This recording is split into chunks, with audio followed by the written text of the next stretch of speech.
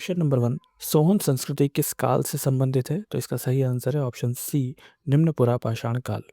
अब इसे थोड़ा और गहराई से समझते हैं हम। सोहन संस्कृति का नाम सोहन नदी के कारण पड़ा। ये नदी वर्तमान में पाकिस्तान क्षेत्र में बहती है। ठीक है स्टूडेंट्स, तो यह वही जगह है जहाँ पर सबसे पहले चॉपर और चॉपिंग टूल मिले थे। साथ ही आप इस चीज़ को, कॉन्सेप्ट को क्लियर करेंगे बिल्कुल अपना। कॉपी पेन लेके बैठे हैं तो अपना नोट्स तैयार कर लीजिए आप। सोहन संस्कृति लोअर पैलियोथिक यानी कि निम्न पुरा पाषाण काल से संबंधित है। क्षेत्र है पाकिस्तान और सोहन नदी घाटी क्षेत्र। खोजकर्ता कौन है? D.N. वाडिया। औजार कौन से मिले? चॉपर और चॉपिंग टूल। स्टूडेंट्स, सोहन संस्कृति को चॉपर चॉपिंग टूल कल्चर भी कहा जाता है। यह भारतीय उपमहाद्वीप की सबसे प्राचीन पाषाण संस्कृति मानी जाती है। ठीक है, अगर हमें एग्जाम में मिडिल पैलियोथिक के साथ कंफ्यूज कराया जाए तो हमें कंफ्यूज नहीं होना है। ठीक है, तो स्टूडेंट्स आप याद रखेंगे इस क्वेश्चन के आंसर को। कैसे रखेंगे? जहाँ सोहन वहाँ चौपर, और जहाँ चौपर वहाँ पर निम्नपुरा पाषाण काल। ठीक है,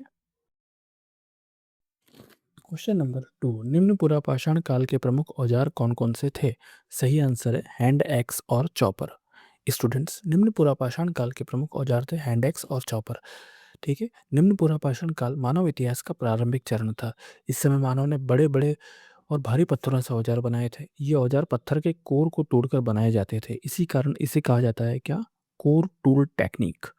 हैंड एक्स दोनों तरफ से तराशा हुआ होता था, शिकार या काटने के काम आता था। दूसरी तरफ चॉपर, जो कि एक तरफ से धारदार होता था। ठीक है, तो स्टूडेंट्स आपको एग्जाम में ध्यान रखना है, लोअर पैलियोथिक में क्या बने थे? Core tools. ठीक है, कौन कौन से थे वो? हैंड एक्स और चॉपर। अगर विकल्प में यानी कि ऑप्शंस में आपको माइक्रोलिथ दिखे तो समझ लीजिए वह मध्य पाषाण काल का है। अगर फ्लैग टेक्नोलॉजी दिखे तो वह मध्यपुरा पाषाण काल का होगा। मैं उम्मीद करता हूँ कि आप साथ साथ में नोट्स भी बना रहे हैं। ठीक है, इसलिए जहाँ भारी और बड़ा पत्थर या औजार दिखे तो आपको क्या समझना है? निम्नपुरा पाषाण काल। ठीक है स्टूडेंट, नेक्स्ट क्वेश्चन हमारी स्क्रीन पर है। स्टूडेंट्स, अब सवाल है, निम्न पुरा पाषाण काल का प्रमुख स्थल कौन सा है? तो सही आंसर क्या है? भीमबेटका। भीमबेटका मध्य प्रदेश के रायसेन जिले में स्थित है और ये भारत का एक अत्यंत महत्वपूर्ण प्रागैतिहासिक स्थल है। ठीक है, यहाँ निम्न पुरा पाषाण काल के औजारों के साक्ष्य मिले हैं स्टूडेंट्स। साथ ही वो औजार कौन कौन से हैं? हैंड एक्स और चॉपर। हमने पिछले क्वेश्चन में कवर किया ना उनको, वही। इसी कारण इसे निम्न पुरा पाषाण काल का प्रमुख स्थल माना जाता है। स्टूडेंट्स, भीमबेटका से केवल निम्न पुरापाषाण काल ही नहीं बल्कि मध्य और उच्च पुरापाषाण काल के साक्ष्य भी हमें मिले हैं। ठीक है, लेकिन जब प्रश्न विशेष रूप से निम्न पुरापाषाण काल के प्रमुख स्थल का पूछा जाएगा, हमारा आंसर क्या होगा? भीमबेटका। ठीक है, एक और इम्पॉर्टेंट बात, भीमबेटका को 2003 में यूनेस्को ने विश्व धरोहर स्थल घोषित किया था और यहाँ प्राचीन गुफा चित्रकारी भी मिले हैं। ठीक है, और जो भी वनडे एग्जाम्स होते हैं उनमें काफ़ी बार ये प्रश्न पूछा जाता है। ठीक है, और हमें एक ट्रैप है इस क्वेश्चन के अंदर, वह भी अच्छे से समझना है ताकि आने वाले एग्जाम के अंदर हमारे क्वेश्चन में हम बिल्कुल ना फंसे और सही से आंसर दे पाए। ठीक है, जैसे कि अगर ऑप्शन में अजंता या एलोरा दिखे तो हमें भ्रमित नहीं होना है, वह ऐतिहासिक काल से संबंधित हैं, पाषाण काल से नहीं। ठीक है, इसलिए याद रखना है, निम्न पुरा पाषाण काल का प्रमुख स्थल कौन सा है? भीमबेटका। क्वेश्चन नंबर 4, मध्य पुरा पाषाण काल को किस अन्य नाम से जाना जाता है? तो इसका सही आंसर है फ्लैक्स संस्कृति, ऑप्शन बी। अब इसे हम थोड़ा गहराई से समझते हैं ताकि हमारे कॉन्सेप्ट अच्छे से क्लियर हो। निम्न पुरापाषाण काल में बड़े पत्थर के कोर टूल बनाए जाते थे, लेकिन मध्य पुरापाषाण काल में टेक्नोलॉजी में थोड़ा सुधार हुआ। अब मानव पत्थर के बड़े टुकड़े से छोटे छोटे टुकड़े निकालकर औजार बनाने लगा था। इन छोटे टुकड़ों को फ्लैग कहा जाता था। क्या कहते थे? फ्लैग। इसी कारण इस काल को फ्लैग संस्कृति कहा जाता है। इस काल के अगर हमें औजार पूछे कि कौन से औजार प्रमुख थे तो आंसर क्या होगा हमारा? स्क्रैपर और ब्लेड। ठीक है, ठीक। और साथ ही स्टूडेंट्स, एग्जाम में हमें कौन कौन से ट्रैप में फंसाया जाता है उसको भी यहाँ पर क्लियर कर लेते हैं। ठीक है, जैसे कि कभी माइक्रोलिथ आपको दे दिया जाता है तो मध्य पाषाण काल से संबंधित है वो। साथ ही कभी हैंड एक्स की बात हो तो उसका आंसर क्या होगा? निम्न पुरा पाषाण काल। और हमने पिछले क्वेश्चंस में इसके बारे में आंसर दिए ही हैं, अच्छे से समझाइए उसको। याद रखने की बहुत आसान चीज़ मैं आपको बताता हूँ। लोअर में क्या थे और निम्न काल में क्या था? कोर। मिडिल में फ्लेक और मेसोलिथिक, जिसे हम आगे पढ़ेंगे वहाँ पे था माइक्रोलिथ। ठीक है, मेसोलिथिक से याद रखेंगे माइक्रोलिथ। अगर ये एकदम आपके क्रम में दिमाग में बैठ गया तो आपका प्रश्न कभी गलत होगा ही नहीं। क्वेश्चन नंबर 5 है, मध्य पुरापाषाण काल के प्रमुख औजार कौन-कौन से थे? तो इसका सही आंसर है ब्लेड, स्क्रैपर और छेनी। स्टूडेंट्स, अब इसे हम अच्छे से समझते हैं। मध्य पुरापाषाण काल में तकनीक पहले से बेहतर हो चुकी थी। अब मानव बड़े पत्थर से छोटे-छोटे टुकड़े यानी कि फ्लैक निकाल कर औजार बनाने लगा था। इसी कारण इस काल को फ्लैक संस्कृति भी कहा जाता है। ठीक है? ब्लेड का काम क्या था? ब्लेड का काम था काटने के काम आता था वो। स्क्रैपर जानवरों की खाल साफ करने में काम आता था और छेनी लकड़ी या हड्डी को आकार देने में उपयोग होती थी। ठीक है? स्टूडेंट्स, एग्जाम में कुछ ट्रैप जहाँ फंस सकते हो उसको भी क्लियर कर देते हैं यहाँ पर। अगर प्रश्न में बड़े और भारी हैंडेक्स का जिक्र होगा तो वह निम्न पुरापाषाण काल का होगा, और अगर माइक्रोलिथ जैसे कि छोटे औजार की बात हो तो वह कौन सा होगा? मध्य पाषाण काल। ठीक है स्टूडेंट्स। क्वेश्चन नंबर 6, डीडवाना किस काल का प्रमुख स्थल है? तो इसका सही आंसर है मध्य पुरापाषाण काल। स्टूडेंट्स, अब इसको थोड़ा सा कॉन्सेप्ट को समझते हैं हम। डीडवाना कहाँ है? राजस्थान में। जो राजस्थान के लोग हैं वो शायद इसको रिलेट कर पाएंगे यहाँ पर। यहाँ से मध्य पुरापाषाण काल के औजारों के प्रमाण मिले हैं। यह स्थल इस बात का प्रमाण है कि उस समय मानव समूह राजस्थान क्षेत्र में भी सक्रिय था। ठीक है स्टूडेंट्स, अक्सर स्थल और काल को मिलाकर प्रश्न पूछा जाता है, जैसे कि डीडवाना किस काल से संबंधित है या फिर मध्य पुरापाषाण काल का प्रमुख स्थल कौन सा है। यहाँ छात्र गलती कर सकते हैं कि राजस्थान देखते ही ताम्रपाषाण काल सोच लेते हैं, लेकिन डीडवाना विशेष रूप से मध्य पुरापाषाण काल से जुड़ा हुआ है। ठीक है, तो आप याद रखेंगे राजस्थान के डीडवाना मध्य पुरापाषाण काल से संबंधित है। ठीक है स्टूडेंट्स। क्वेश्चन नंबर 7 है, उच्च पुरापाषाण काल की अवधि क्या थी? तो इसका सही आंसर है 40,000 ईसा पूर्व से 10,000 ईसा पूर्व तक। स्टूडेंट्स, उच्च पुरापाषाण काल का अंतिम चरण था। इसी समय आधुनिक मानव यानी होमो सेपियंस का विकास हुआ। इस काल में औजार पहले से ज़्यादा उन्नत हो चुके थे, नुकीले हो चुके थे, और मोस्ट इम्पॉर्टेंट, इसी समय कला और चित्रकारी का विकास भी होता है।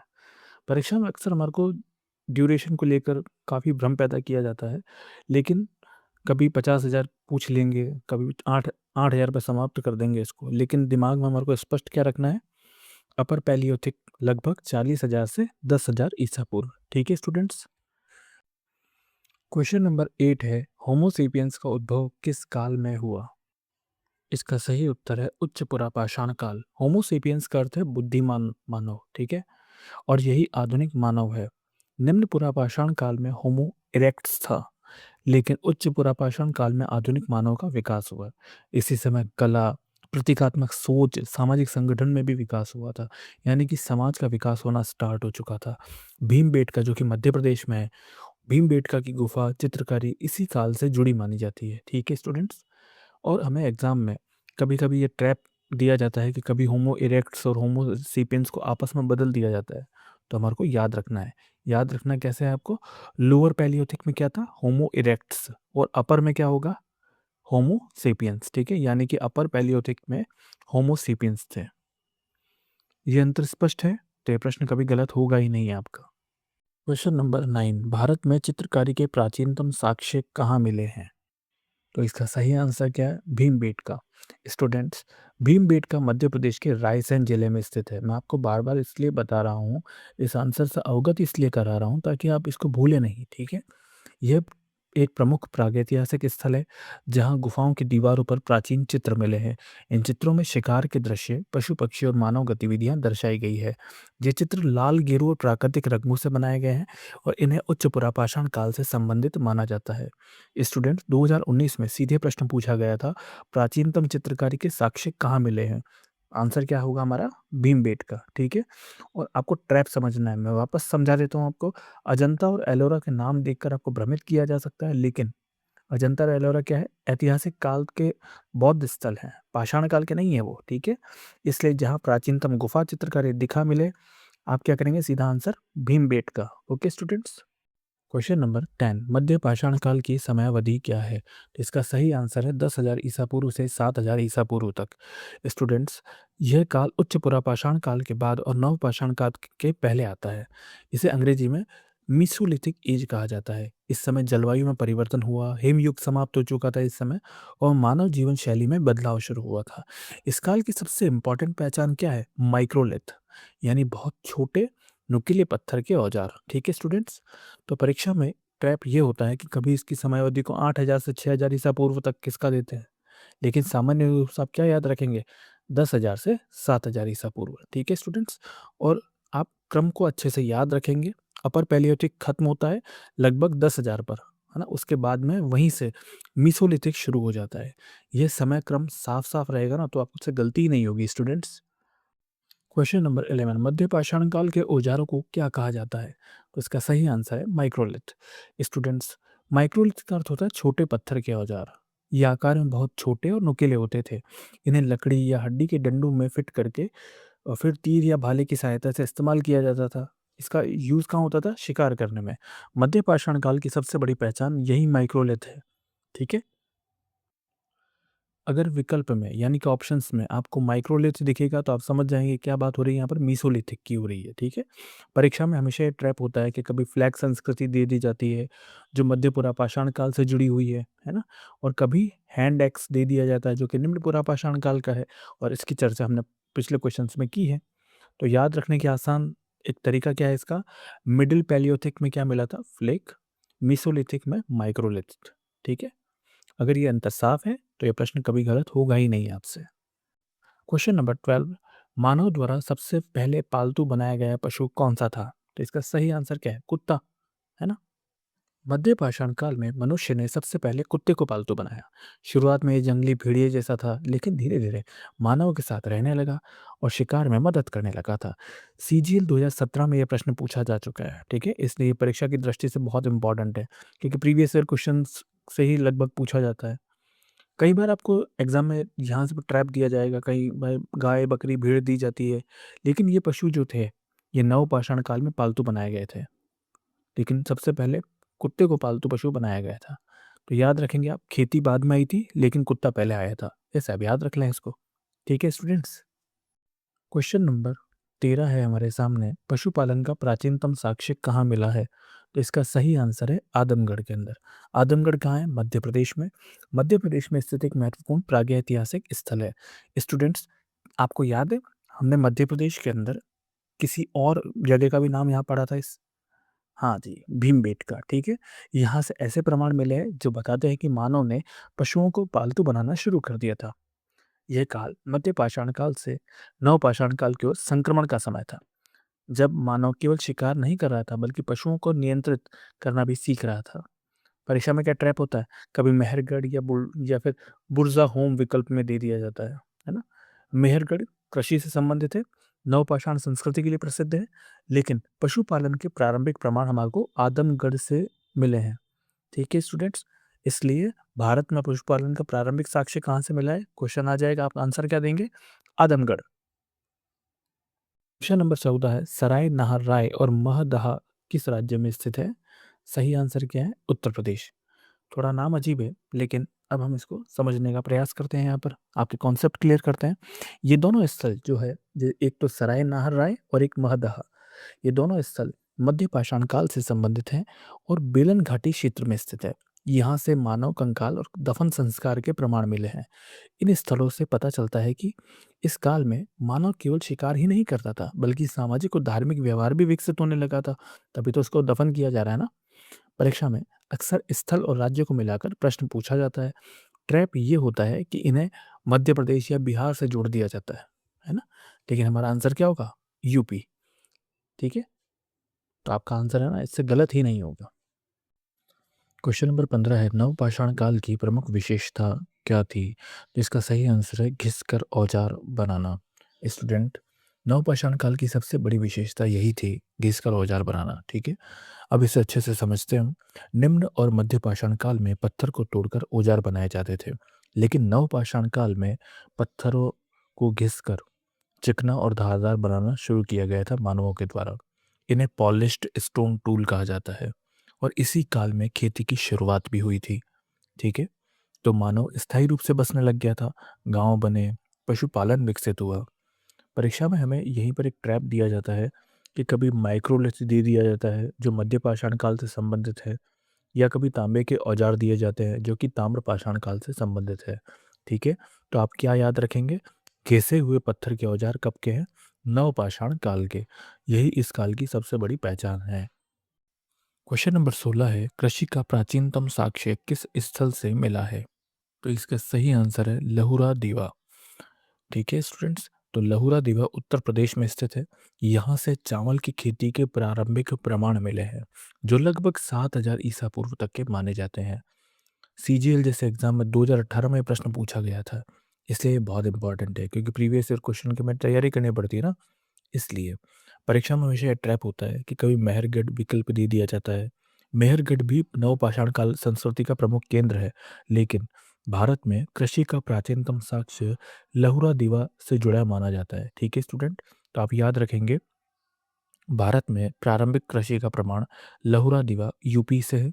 और अगर यह तथ्य आपका साफ है तो ये प्रश्न सीधे आपको अंक दिला देगा। क्वेश्चन नंबर 17 है, मेहरगढ़ वर्तमान में किस देश में स्थित है? इसका सही आंसर है पाकिस्तान। मेहरगढ़ दक्षिण एशिया के सबसे महत्वपूर्ण नवपाषाण स्थलों में से एक माना जाता है। यह आज के पाकिस्तान के बलूचिस्तान क्षेत्र में स्थित है। यहाँ से कृषि, पशुपालन और स्थायी जीवन के प्रारंभिक प्रमाण मिले हैं। इतिहासकार मानते हैं कि यह स्थल लगभग 7000 ईसा पूर्व का है और यहीं से इस क्षेत्र में खेती और गांवों का विकास शुरू हुआ था। स्टूडेंट्स, एग्जाम में हमें अक्सर अक्सर ये पूछा जाता है कि मेहरगढ़ किस काल से संबंधित है, तो हमारा आंसर क्या होगा? नवपाषाण काल। और ट्रैप यह होता है कि कभी इसे भारत में दिखा दिया जाता है, लेकिन याद रखिए मेहरगढ़ वर्तमान में पाकिस्तान में स्थित है। ठीक है, तो अब नवपाषाण काल का महत्वपूर्ण स्थल कौन सा है? मेहरगढ़। मेहरगढ़ कहाँ है? पाकिस्तान में। क्वेश्चन नंबर 18 है, बुरजाहोम किस राज्य में स्थित है? तो सही आंसर है जम्मू कश्मीर। बुरजाहोम एक महत्वपूर्ण नवपाषाण स्थल है स्टूडेंट्स, जो श्रीनगर के पास में स्थित है। ये स्थल विशेष रूप से गड्ढा निवास यानी कि पिट ड्वेलिंग के लिए फेमस है। आगे इससे रिलेटेड और भी क्वेश्चन हम देखेंगे। ठीक है, तो यहाँ पर उस समय मानव जमीन में गड्ढा खोदकर उसके अंदर रहता था। इसके अलावा यहाँ से पत्थर के औजार, हड्डी के औजार और पशुपालन के प्रमाण मिले हैं। एग्जाम में अक्सर हमको बुर्जा होम को लेकर उसकी विशेषता का कारण पूछा जाता है। उसकी विशेषता का आंसर क्या है? पिट ड्विलिंग यानी कि गड्ढा सिस्टम। यह ट्रैप होता है, इसमें हिमाचल प्रदेश या उत्तराखंड का नाम जोड़ दिया जाएगा, लेकिन वो एक ट्रैप है। सही आंसर क्या होगा? जम्मू कश्मीर। ठीक है, तो आप इसे याद रखेंगे, गड्ढा निवास वाला स्थल कौन सा है? बुर्जा होम, जम्मू कश्मीर। ठीक है, नंबर 19 है, गड्ढा निवास का प्रमाण कहाँ मिला है? तो इसका सही आंसर क्या है? बुर्जा होम। पिछले क्वेश्चन में भी हमने इसको अच्छे से पढ़ा है। ठीक है, और इसके बारे में जाना है। क्वेश्चन नंबर 20 आपकी स्क्रीन पर है, ताम्रपाषाण काल में मानव द्वारा प्रयुक्त प्रथम धातु कौन सी थी? तो इसका सही आंसर है तांबा। इस काल में मानव ने पहली बार धातु का यूज किया था, लेकिन पत्थर के औजारों का भी उपयोग जारी रहा था स्टूडेंट्स, इसीलिए इसे ताम्रपाषाण काल कहा जाता है। सीजीएल 2020 में ये प्रश्न पूछा गया था।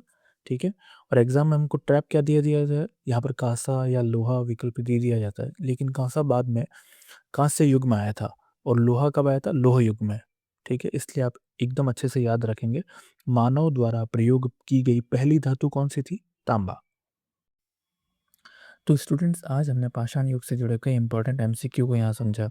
निम्न पुरा पाषाण काल के औजारों से लेकर नव पाषाण काल में कृषि और स्थायी जीवन की शुरुआत तक हमने पूरे टॉपिक के मुख्य जो भी फैक्ट्स हैं उनको कवर किया है यहाँ पर। स्टूडेंट्स, याद रखिए, सीजीएल या फिर जितने भी एग्ज़ाम्स हैं हमारे वन डे एग्ज़ाम्स, उनमें ऐसे छोटे छोटे फैक्ट्स ही सीधे प्रश्न बनकर आते हैं, इसलिए इन बेसिक कॉन्सेप्ट्स को आपको अच्छे से मजबूत रखना है।